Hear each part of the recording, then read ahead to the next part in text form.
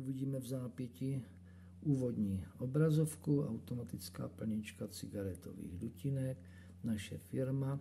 A teď jsme tedy v tom základním menu, kde všechno zpracováváme.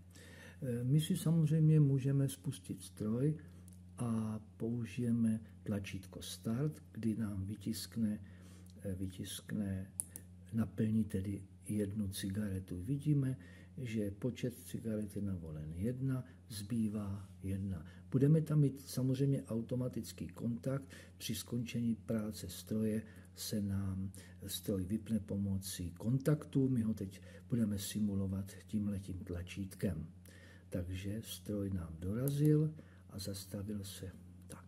Můžeme pochopitelně ale těch cigaret navolit víc, třeba zkus po 3 a zase pomocí startu spustíme stroj, nasimulujeme si opět dorazový kontakt, teď, ale stroj pokračuje samozřejmě dál, znovu kontakt dorazový a zbývá nám ještě jeden kus dodělat, momentálně ho stroj dodělává a jede na konec a zastavuje. Tak, a je to. Pochopitelně, když přidáme nějakých moc cigaret a řekneme, to jsem dal moc, mohu pomocí minus těch cigaret samozřejmě udělat méně. Tak, a zůstává nám pořád na nice, protože to je ten základní, chceme vždycky základní jednu cigaretu vyrobit. Dále tu potom máme tlačítko Reset, kdy nám samozřejmě, jak bych to vysvětlil, aktuální stav cigaret, my tam máme teď myslím 4, se nám znuluje, nebo ukáže se po resetu, což je vlastně tady. Místo 31 by tam byla potom 4, no a 4 by se nám znulovala a současně by se nám napsal rozdíl dnů mezi těmato dvěma daty. Jo, bylo by to tak. Další tlačítko je tabák. Teď tabák je vlastně tady určený T3, což je nejsilnější naplnění cigaretové dutinky. Můžeme samozřejmě ale ten tabák dát jemnější, to znamená 1, 2 střední, anebo opět 3. Když dáme 2 a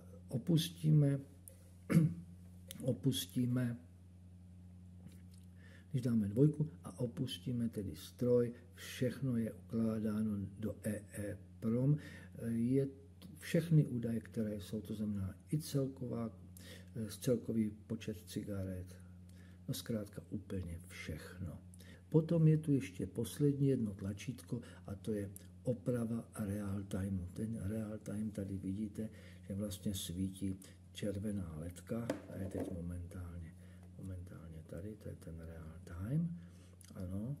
No a ten, pokud bychom chtěli náhodou změnit, tak to uděláme takovým způsobem, že zmačkneme, stejným tlačítkem vlastně pocházíme po hodinách, po minutách, kdybychom chtěli měnit den, měsíc nebo rok. Takže můžeme vyzkoušet a zase pomocí plus to zvedáme. Jo? Takže tam bylo 10, necháme, přeskočíme a změníme tady třeba, jsme chtěli den na 13. No ale já to měnit nebudu a necháme zase 12. A teď tady máme samozřejmě celý nákres, jak bude vypadat základní deska. Bude vypadat asi takovým způsobem, kde budou tady dole ty tlačítka připojená. No.